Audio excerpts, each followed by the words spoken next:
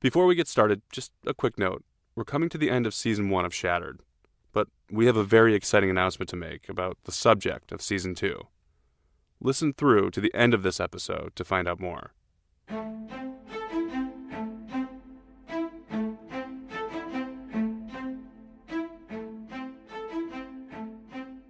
May God and Tanya forgive me. Those are John's final words, at least as far as Facebook is concerned. He posted that message the night before he turned up in a Toledo, Ohio hospital, the night before he allegedly tried to kill himself. Possibly the night he made his kids disappear. Asking for Tanya's forgiveness makes sense if you've given your boys to someone to keep them away from her, because you believe she's abusing them. Asking for God's forgiveness is less clear. For me, asking for God's forgiveness sounds incriminating. There's obviously more information that points to John doing something horrible to his children. Based on the information in the investigation, it's my belief that, John Skelton murdered his sons. When this story first broke 7 years ago, I wasn't too involved. As time went on and I read more, I learned more, and I got sucked in emotionally. I tried to imagine what I would do if my own children were ripped away from me. I couldn't imagine, literally couldn't imagine. But after covering the story and getting closer to the people involved, I can feel their pain. Obviously not to the level that they feel it, but I'm closer to understanding it. It's easier to feel the waiting and the wondering, and everyone is waiting and wondering about what happened, except for John. He might be the only one who knows the what, the where, and the why. John Skelton did something. He did. We know this much. Even his mom admits it. What my son did was irresponsible and stupid. I agree with that. And if he had just confided in his father and I, and if he had just said, Mom, we're going to do this, I'm thinking about doing this, or, I need you right now, we would have just gone. Roxanne, John's mom, is saying they would have left Florida and headed to Michigan to help John through his tough time if they'd have only known where John was mentally. But he didn't. Instead, he took the route, when you put someone in a corner, something's going to happen. John's family sticks to the story that he gave his kids to a group, and that group will return his kids to John or his family once the time is right. And according to John, the leader of that group is a former Amish guy named Mose. John claimed Mose knew where his kids were, but there was a problem. And I said, I want you to know, Mr. Skelton, that I never received those 3 boys. If you did give them to an adoption agency, there was a disconnect between them and me. Not only did I never receive them, but I've never even heard of them until 6 months ago. Until now, John's stories have been told by proxy. You've heard his words in other people's voices. But finally... Thank you for using GTL. You can't put me on hold. Okay, sorry about that, John. Yeah, they interpret that as trying to do a 3-way calling, and they'll cut us off. Okay, that makes sense. I know she's upstairs, and I know we've got people... As you know now, John has connected with WDIV reporter Sandra Ali. He feels comfortable talking with her. So at the end of March 2018, Sandra, a photographer, our executive producer, and myself sat down in our tiny little recording studio and spoke with John, who was calling from prison. John. Yes. How are you? Okay. You okay. You called. Yeah, you called a few minutes earlier than I was expecting you. Yeah, well, I just wanted to make sure that we were going to be able to get through, because yeah. I've been trying. I have been trying, and I've been writing you an email telling you that I have been trying. And for a second there, I thought you was getting angry at me for not calling, and that wasn't the case. John wrote to Sandra that he was calling. He wasn't. At least not at the agreed-upon times that were set up with him. He was calling at random times when nobody was in the studio. Tell me what's been going on since I last, since I saw you. Well, I'm not sure what I can say because of the ongoing investigation, but there is new development in the investigation. I think I'm hoping closer to finding, getting the boys back. What do you mean? What's happened since we last spoke? John gets right into his meeting with Mose Gingrich. Sandra lets John tell his version of the story. They found one of the guys that I was talking about. Which they guy? Found a warm body, someone alive, and so... Sandra can't let John know that she knows Mose. John might lose trust in her. Also, sorry for any colorful language you might hear in the background. The phones in prison aren't very far apart. So you might hear some expressive words from another inmate. Anyway, back to the conversation. Who did they find? They found someone who might have information? Yeah, that I was told to contact to get my sons, and well, they found him. They brought him over to me on Saturday, and talked to them for a while. They brought him over to you on Saturday. What happened? Yeah, they had an interview and talked to me. Like I said, I'm not exactly sure what I can and cannot say about that, but Brewer can. I don't know. The Brewer John is referring to is lead investigator Jeremy Brewer. How did it go when you saw this? And it's a man, right? Is it the same man you mentioned to me? We had talked about him earlier, yeah. The one I told you a couple months after I told Sergeant Brewer they let me out of the hole. Right. Remember right. That? You said you gave them a name and then they let you out of segregation, was it? Yeah. So, yeah. Okay, so that man came to visit you. It'll look like clippers. Are there people waiting? Just out here, in the yard. There's people playing basketball. There's other people on the phone. Yeah. So, how have you been since I last saw you? How have you been doing? Okay, I got a question. Did you talk to Tanya after you talked to me? I did. Okay. She asked me, how it went.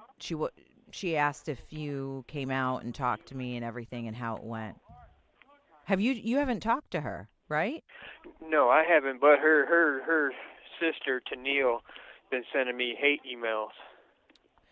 So she's been sending you hate emails since my visit? Yeah. Way back in episode 2, Tanya mentions her sister.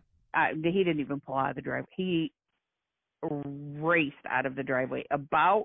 Ran my sister over because she was coming up the street. He didn't even look. And my sister, she's my little bulldog, I call her. She stood in the road and was yelling at him. That was Tanya talking about when John took the boys down to Florida. That was back in September of 2010. Tanya called her sister her bulldog. That sister's name is Tennille. Tanya says Tennille is the person you want in the foxhole with you. She says Tennille will fight tooth and nail and is relentless. Tennille set up a JPay account so she could email John in prison. I got tired of it. He's sitting in there thinking it's a joke and, laughing and carrying on, breaking down in tears when he gets a visitor. Remember in the last episode, Sandra recalled her meeting with John. I shook his hand, and he started sobbing. He just broke down and started sobbing. Where were the tears 7 years ago? He doesn't show emotion. He never has cared about, the boys. It's always been everything else. Him, poor him. No, poor boys. They're gone. You did something. It had been a long time since John heard from Tennille. A long time since he'd heard from any of Tanya's family. I figured you probably talked to Tanya, and Tanya told her sisters, and then her sisters harassing me. Her sisters so harassing? That's probably going to hinder things, because I'm not going to put up with that. And I can't say what I want to say on the emails because it'll all just be used against me. Tennille says she sent John 2 emails. The first time I thought it was very nice. First one was like, well, 7 years and you still can't tell the truth. I waited a little bit the second time. That was not so nice. And then she was like, I didn't know if you first got me. I got my first email. Are you still scared of me and stuff like that? Basically told him, you're still a coward. And point blank asked him, what did you do? How can you live with yourself? Knowing what you did to those boys. And that's the nice version. Bad language and just really trying to demoralize me. And that probably is why I set him off, because I didn't ask him what you did. I basically said, knowing what you did, because I believe, and I have believed for a long time, that all his stories obviously are fake. And he does know. He's the one who took them from us. He's the one who's harmed them. What John would reveal is 2 factors made him want to speak to Sandra. Those 2 things: 1, Tennille's emails; 2, John's meeting with Mose. Both knocked John off balance. Well, after that visit, I don't know. I was in shock that day, and yeah, hold on. John gets interrupted again. He comes back and veers off a bit. Well, there's just a lot of things. Being in the hole for 4 years and nobody believing you that these people even exist, and then they finally find somebody. It gives me some validation that, hey, I'm not lying to these people. I'm not, just blowing smoke anywhere. And so that's what I mean. It just gives me some validation that I'm not lying. Here's Mose.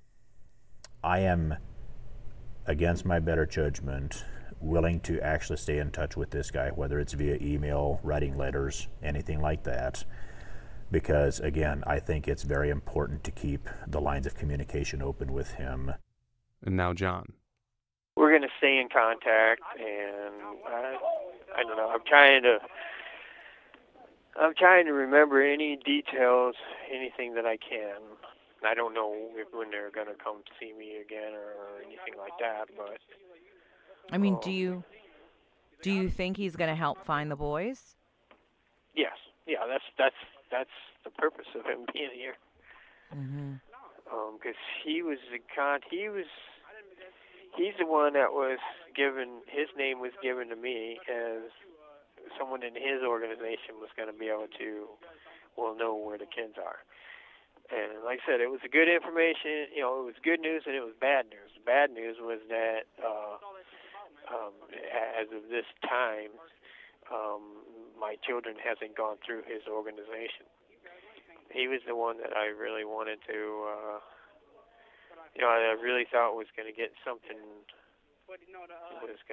done almost immediately, or like that. I thought he already, was in contact with my sons. That's why when Brewer brought him over, I was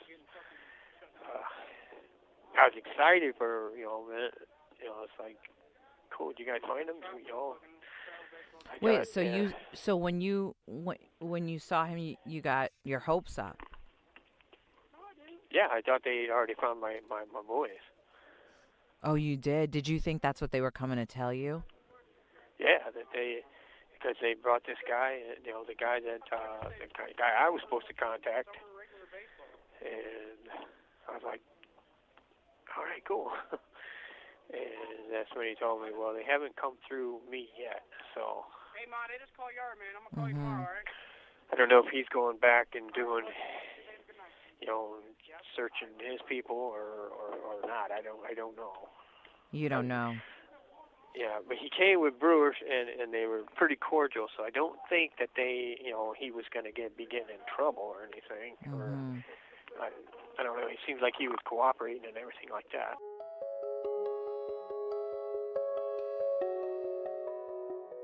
So there's a lot to unpack here. John is saying He understood his arrangement with the underground organization to be this.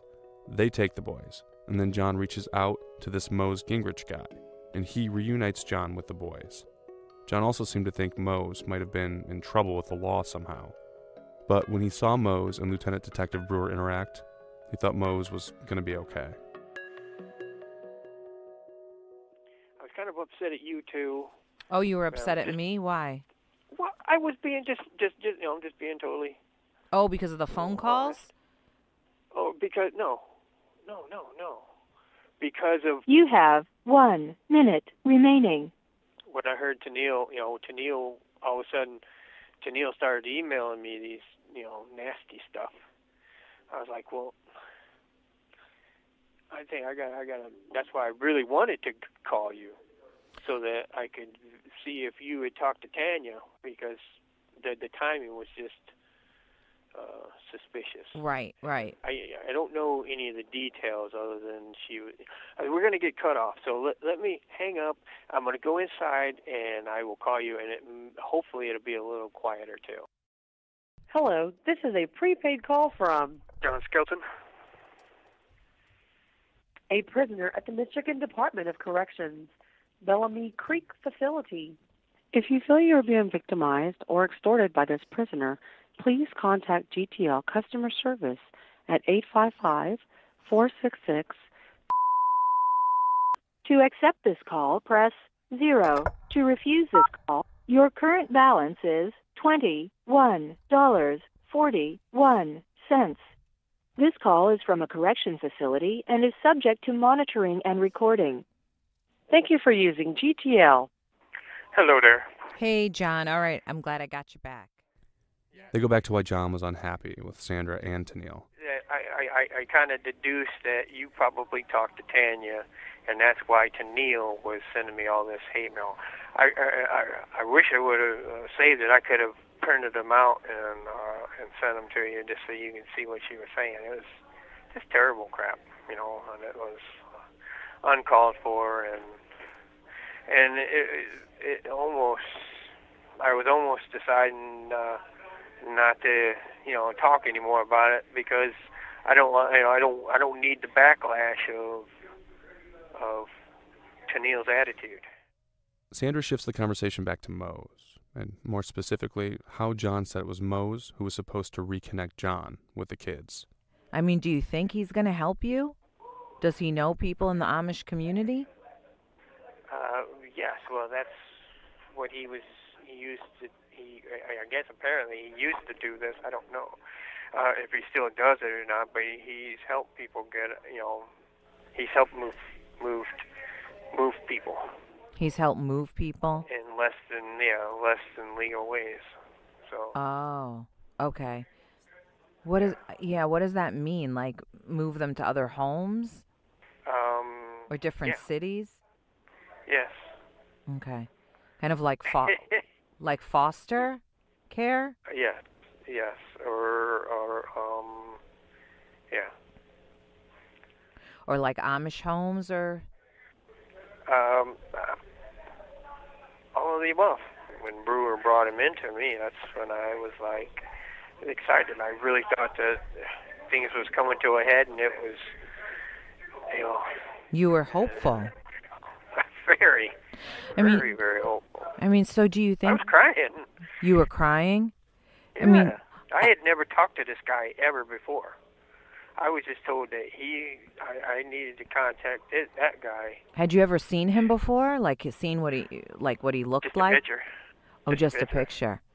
Yeah. Oh, where did you see his picture? His name in the picture. At my house, when Joanne showed me his picture. Told me this is the contact, and he'd be able to help me get in contact with my boys. Joanne Taylor.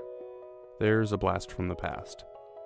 John told police at the very beginning that Joanne Taylor and her family had the kids. That story morphed into an underground group, and then to naming Mose Gingrich. Of course, police never found a Joanne Taylor or underground group. They did find a Mose Gingrich, though.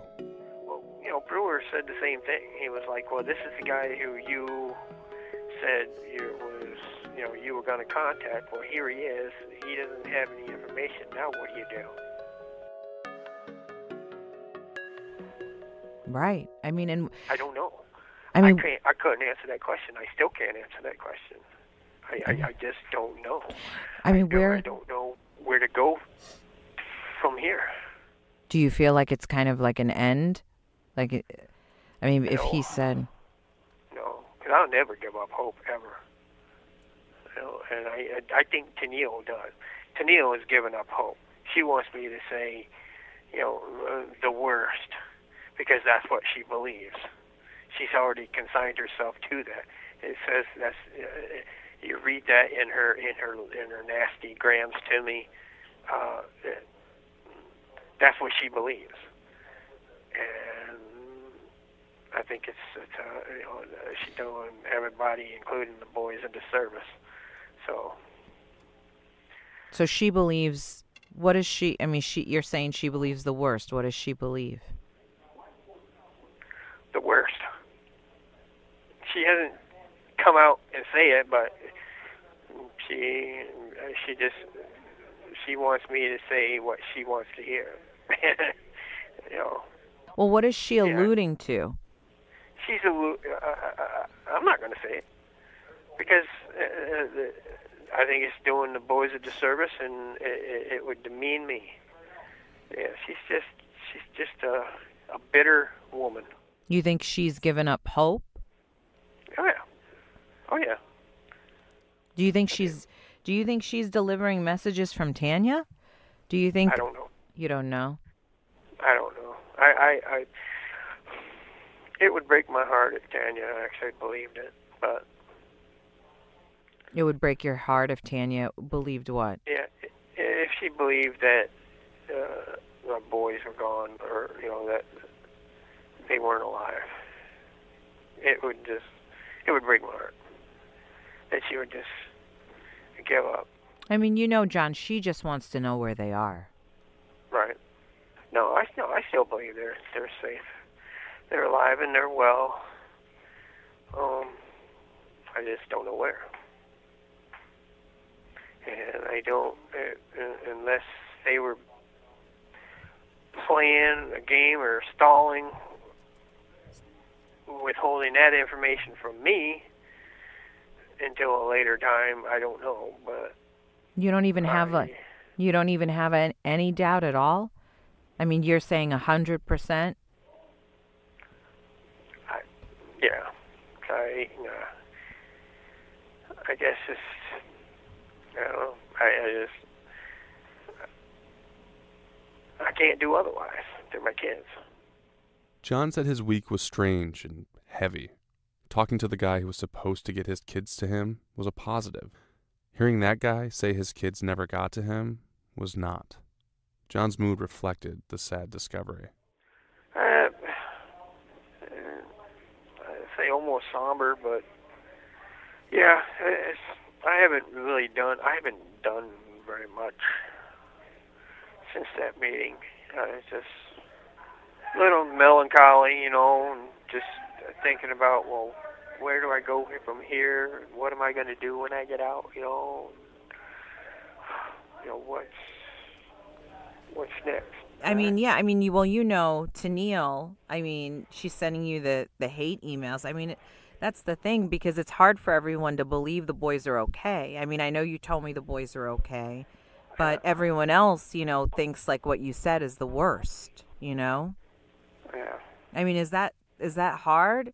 Do you feel like you're the only one? I know I'm not the only person who believes that my boys are safe, because I mean, I know my family don't believe that they're in harm's way. But you see how it's hard for other people to believe. No, I don't. No, you don't? No, I don't. I believe they choose to, they choose to believe what they want to believe. What do you think the police? What do you think the police think? I don't know. They've never said. They've always said, we just want to find them. John tells Sandra he didn't go anywhere that Black Friday morning back in 2010. He says he stopped off at his aunt and uncle's house around 7:30, and I think he means 7:30 a.m., but it's hard to tell. I mean, what are you thinking about the boys now? I miss them. I mean, that's it. Sandra asked about John's final night with the boys. John said he made the boys their favorite meal, fried chicken, and he also made a cake. He said they all enjoyed both, and then they watched a martial arts movie. I was also explaining about that crap on the internet that, about how to break a neck and stuff like that.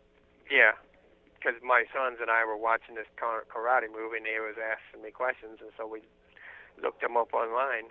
Right, and I also asked you about the rat poison, and you said you had never looked up the rat poison or rats and bleach. I don't recall any poison, but I know in the movie there was this one lady got poisoned, and we may have looked that up too. I don't know. We had, they just had some questions about death and dying and stuff like that. They had questions about it, death and dying. What? Well, yeah. Now don't make this into something that I'm going to hang up with now, because they were asking about the movie. Someone got hung in a movie, and this lady got poisoned in the movie. It was a martial arts movie that we were watching, and that's the question. They question, can somebody really die by doing that or stuff like that? I said, yeah, and I'll show you. And we went, and it was an educational time. It wasn't. They were asking about, dying and stuff like, like it wasn't something morbid. It wasn't something morbid. No, it wasn't. They weren't. I wasn't talking to them about death and stuff like that.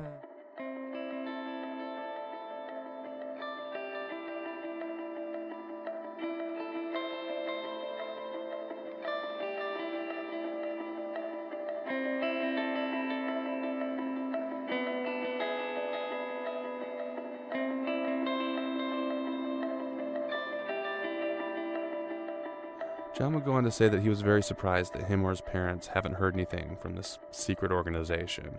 He thought by now they would have reached out. He also talked about Missoula and how the other inmates turned on him once they saw the news. Someone in Missoula, Montana found a box of bone fragments in a storage shed. Experts in Montana then determined the bones belonged to 3 children between the ages of 2 and 10 years old. DNA testing now underway. It goes from them making up their own mind that I'm guilty of murder and my own children to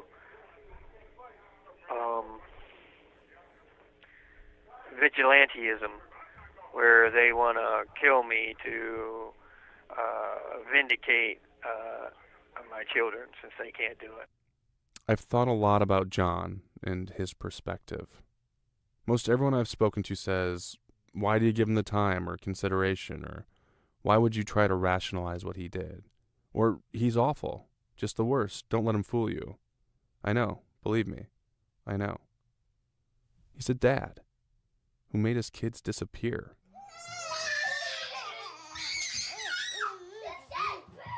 Those happy sounds are my kids. They're innocent and just want to have fun. At its core, this is a story about 3 young boys, Andrew, Alexander, and Tanner Skelton.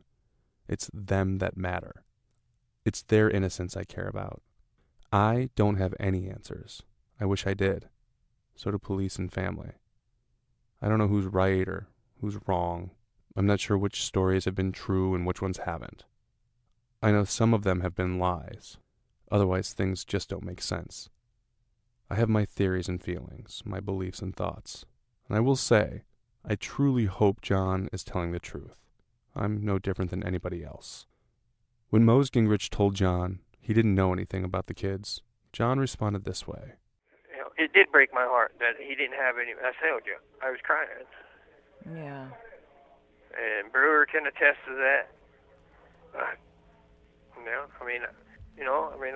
got emotional.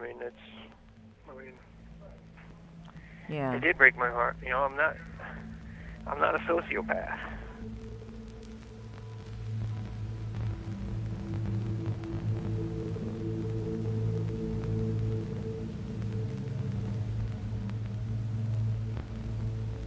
We all have choices and judgments to make. I choose to believe that John Skelton is unable to tell the truth. I choose to believe John has no empathy for other human beings. I choose to believe the people that have investigated this case thoroughly and exhaustively are correct when they say Tanya was not abusing her children. I choose all of these things because that's what my gut tells me. That's what my better judgment says. John knows what he did, and I truly believe one day we will know too.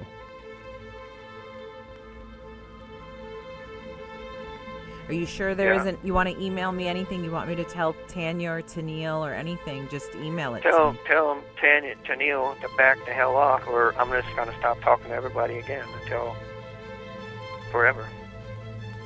Thanks for listening to Shattered Black Friday Season 1. While the planned episodes might be over, we will update this feed whenever anything happens involving the Skeltons. You're going to hear about it right here. If you have any information about this case, you can reach investigator Jeremy Brewer at 517-636-0689, and that's right into my desk phone. Coming up on Season 2 of Shattered, we'll bring you the story of former FBI informant / aspiring drug kingpin, White Boy Rick. If you haven't heard his story before, you're in for a surprise. If you have heard his story before, you've never heard it like this. Shattered Season 2, White Boy Rick, will be hosted by WDIV investigative reporter Kevin Dietz. He's been covering Rick Wershe's story for just about as long as anyone. You're not going to want to miss it. So stick with this feed for Shattered, White Boy Rick, coming this summer. We're on Twitter, Instagram, and Facebook at Shattered Podcast. Last thing, please share this podcast with someone who might want to hear it. Investigators believe that the more people that know about this case, the better. Maybe it will help. And also rate us and review us on Apple Podcasts. That's one of the best ways to make sure other people are aware of the show. Thanks. We'll see you next time.